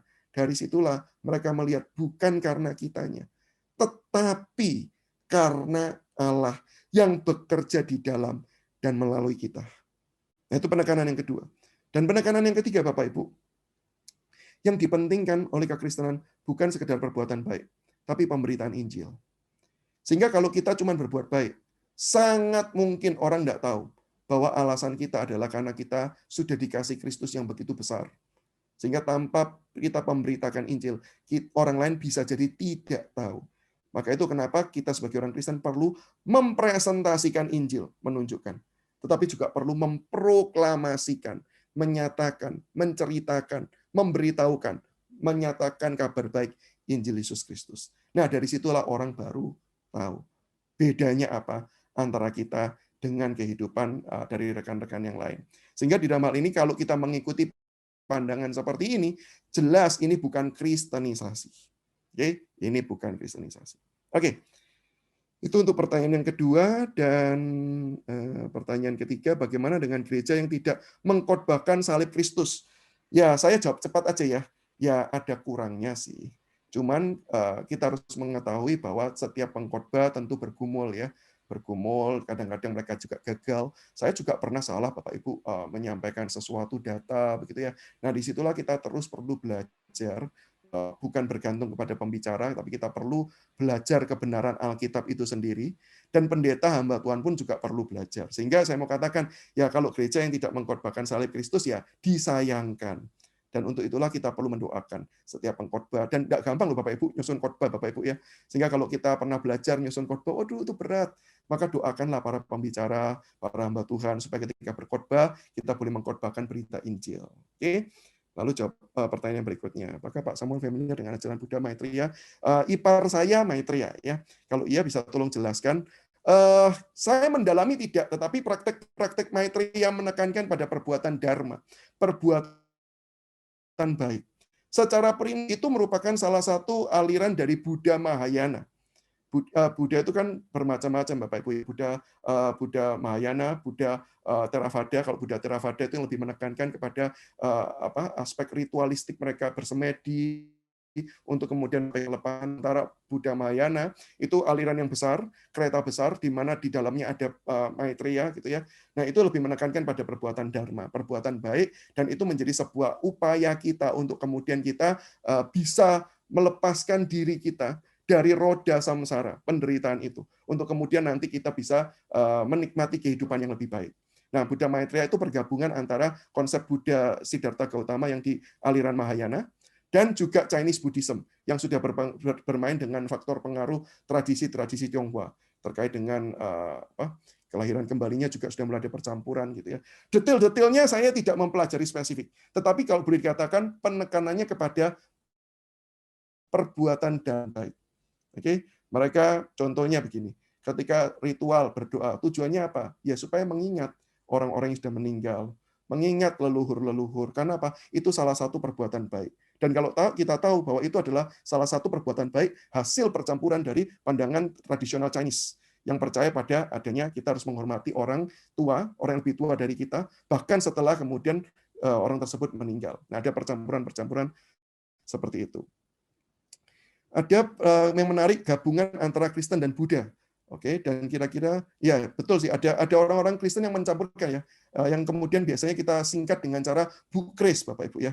Buddha Kristen. Ini bukan Bukris Depot ya. Bukris itu Buddha Kristen. Itu sinkretismenya itu. Dan kira-kira lahir dari mana dan sejak kapan ada aliran itu. Biasanya begini Bapak Ibu, saya tidak tahu secara praktis penerapan atau filsafatnya Bukris ya, Buddha Kristen. Tetapi secara fenomena itu lahir karena berusaha untuk melihat dua ajaran agama ini. Ajaran yang sama-sama menekankan pada cinta kasih. Buddha Maitreya itu juga menekankan pada welas asih. Dharma karena berbelas kasihan. Dan kalau kita melihat Kristus juga adalah pribadi yang berbelas kasihan. Maka dikatakan jatuhlah hatinya dengan belas kasihan melihat orang banyak itu gitu ya. Pribadi Kristus belas kasihan. Sehingga bisa jadi ada orang-orang tertentu yang melihat kesamaan ini menjadi esensi. Dan ketika kesamaan ini yang menjadi esensi, artinya itu yang menjadi ciri khas, ya mereka berkata, Buddha sama Kristen sama saja. Karena prinsip utamanya welas kasih. Nah, sementara kalau kita di dalam Kristen, kita kan prinsip utamanya adalah kasih. Betul. Tetapi kasih Allah kepada kita. Bukan kasih kita kepada sesama. Ingat ya, orang Kristen tidak menekankan kasih kita kepada sesama. Karena kita tidak bisa mengasihi sesama tanpa Kristus mengasihi kita terlebih dahulu. Sehingga kalau kita melihatnya cuma kita yang mengasihi sesama, ya benar sih, bisa disamakan dengan ajaran Buddha welas asih ini. Sehingga dari situlah orang mulai kemudian melihat kesamaan dan mulai menggabungkan di dalam prakteknya. Sehingga mereka berdoa enggak? Berdoa.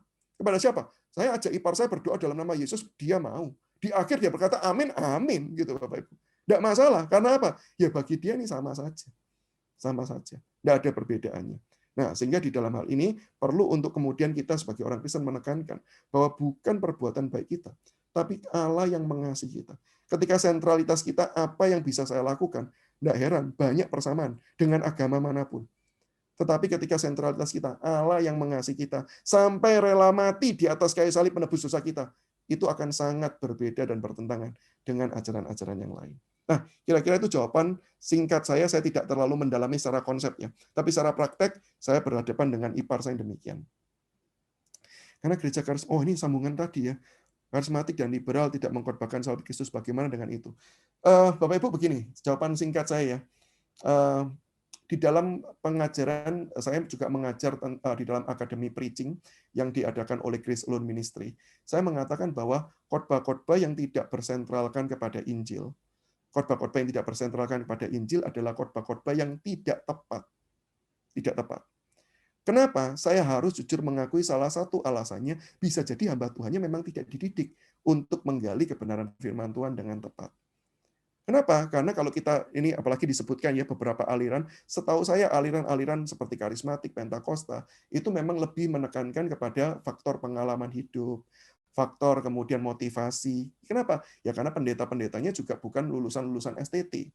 Nah, tapi saya mau katakan begini, tidak semua mereka sekarang demikian. Ada pergeseran.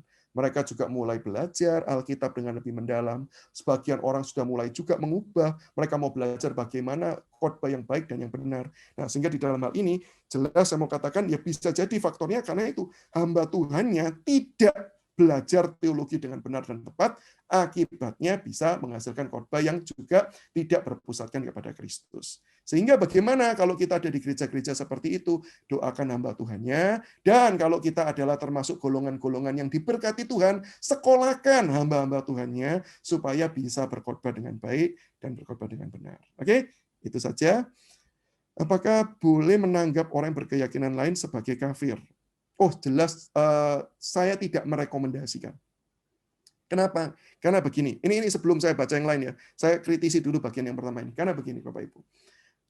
Kafir itu merupakan sebuah istilah yang sudah punya konotasi merendahkan. Nah, kita perlu ingat Bapak Ibu.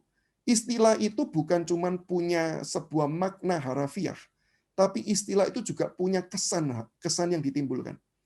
Sehingga di dalam menggunakan istilah, kita tidak boleh cuma sekedar berpikir makna harafiahnya apa. Kalau dikatakan begini, apakah Pak Sam setuju bahwa secara teologis mereka yang hidup di luar Kristus adalah mereka yang tidak diselamatkan? Berarti mereka adalah orang berdosa yang akan binasa. Oh ya, setuju. Secara teologis. Oke. Tapi kalau tanya, apakah Pak Sam kemudian berkata itu kepada orang lain yang tidak percaya Yesus? Kamu tidak percaya Yesus ya? Berarti kamu adalah orang yang tidak diselamatkan dan masuk neraka. Ya tidak. Karena itu konotasinya adalah konotasi yang negatif. Sehingga di dalam menggunakan istilah kita perlu sangat berhati-hati. Kita bukan cuma memikirkan tentang apa makna harafiahnya, tapi perlu memikirkan konotasi kesannya itu apa. Positifkah atau negatifkah.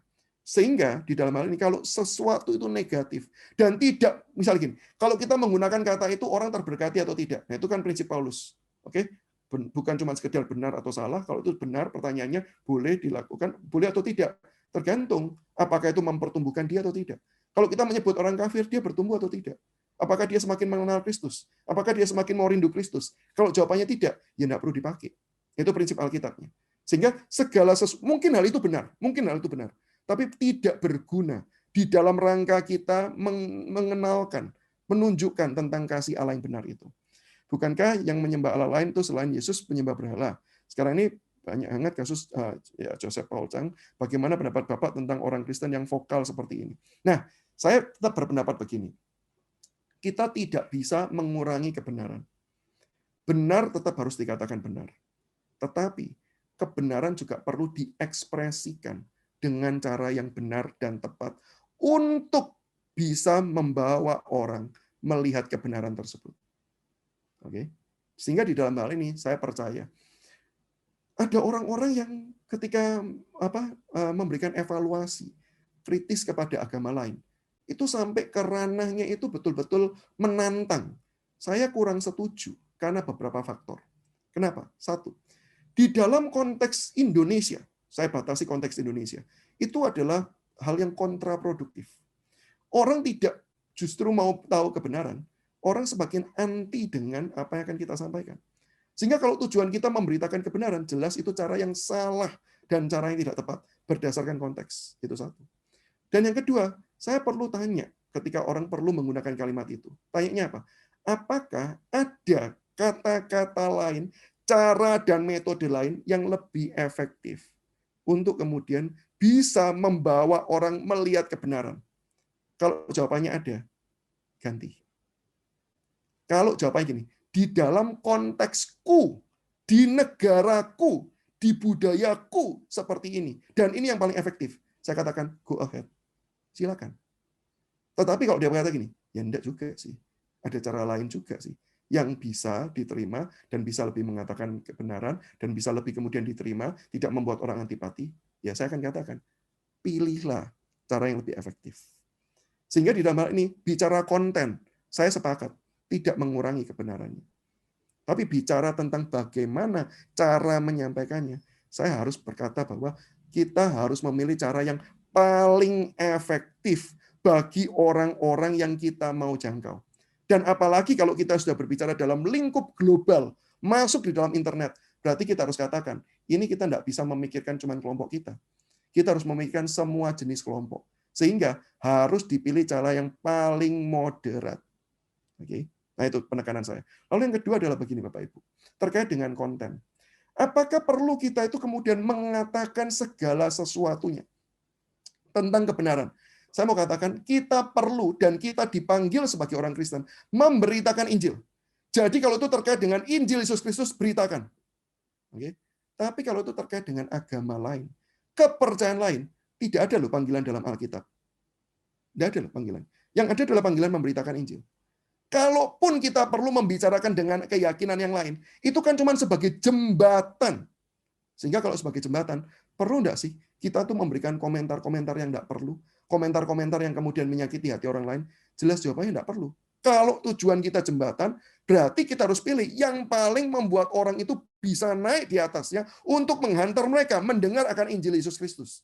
Sehingga di dalam hal ini, saya tidak setuju dengan ucapan-ucapan makian, ucapan-ucapan yang keras, meskipun mungkin secara data, mungkin ya, karena saya juga tidak mendengarkan utuh, dan saya harus mengasumsikan juga bisa jadi itu ada editan dan potongan apapun, gitu ya, sehingga saya harus katakan bisa jadi ada titik-titik persetujuan pemahaman saya dengan pemahaman orang lain, termasuk misalnya ketika saya belajar tentang topik agama tertentu, saya bisa setuju dengan orang yang sangat keras, bahkan kalau ngomong itu bisa, menyakitkan. Saya dengar aja kayak, saya kalau jadi pemeluk agamanya itu bisa panas dingin. Tapi saya berkata, soal pendapatnya saya setuju. Tapi caranya saya tidak setuju.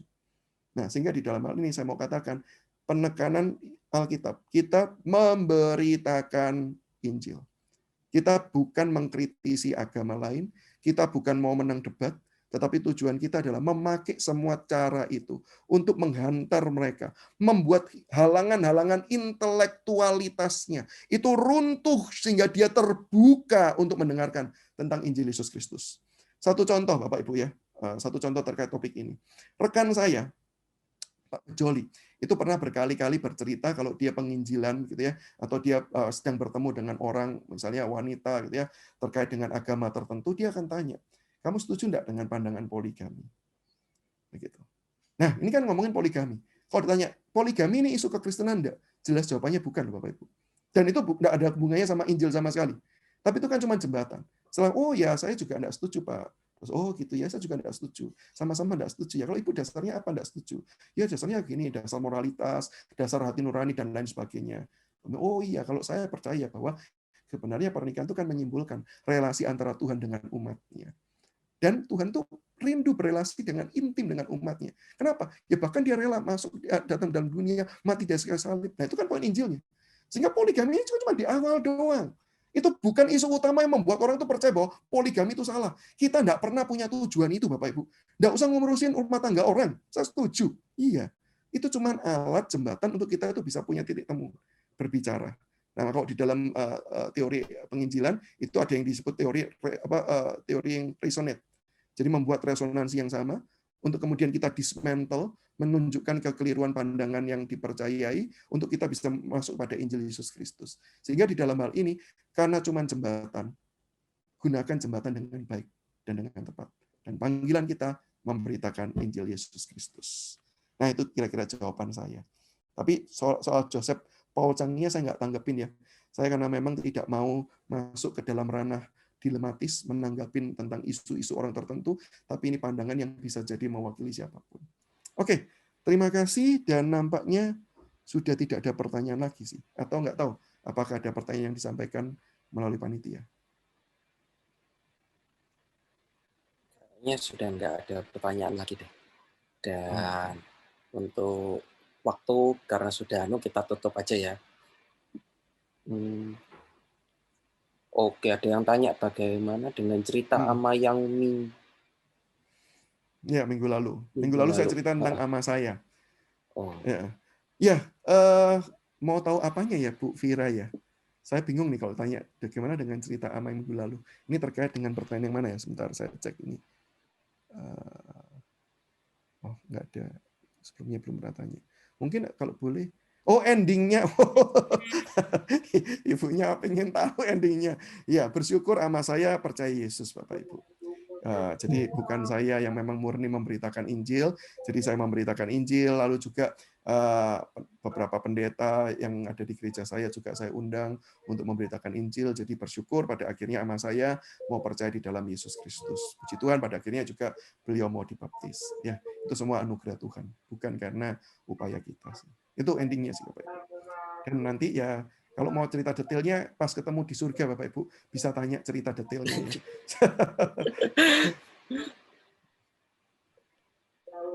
Oke deh, itu kita tutup ya pertanyaan terakhir ya. Baik, terima kasih Pak Samuel atas bahan hari ini dan penanggapan pertanyaan-pertanyaan yang ya banyak jemaat yang antusias ya, banyak yang langsung tanya hari ini. Bersyukur dan terima kasih atas pertanyaan-pertanyaannya. Ya karena waktu sudah malam, kita akan tutup dengan doa untuk acara hari ini. Bisa minta tolong Kohans untuk pimpin doa penutup. Oke, baik. Mari kita berdoa. Tuhan Bapa kami yang baik, kami bersyukur dan berterima kasih untuk malam ini kembali kami boleh belajar. Terima kasih untuk Pak Samuel yang boleh menguraikan materi pada malam hari ini. Biarlah kami terus boleh diyakinkan dan kami terus boleh menyadari bahwa ketika kami boleh menerima anugerah dan kami boleh mempercayai bahwa Engkau adalah juru selamat kami, Engkau adalah penolong kami, bahkan yang menyelamatkan kami terus boleh beriman dan kami terus boleh dengan teguh meyakini kebenaran di dalam kekristenan ini, ya Bapa. Berkati Pak Samuel di dalam pelayanan, di dalam keluarga, biarlah kiranya Tuhan yang terus boleh menolong, memimpin, dan menolong ya Bapa. Demikian juga kami semua, kami berdoa, mohon Tuhan terus anugerahkan kami, ya Bapa, kerinduan demi kerinduan untuk terus belajar mengenal Engkau lebih lagi, ya Bapa. Terima kasih, berkati kami di dalam apapun yang boleh kami lakukan setelah ini. Hanya di dalam nama Tuhan Yesus kami berdoa. Amin.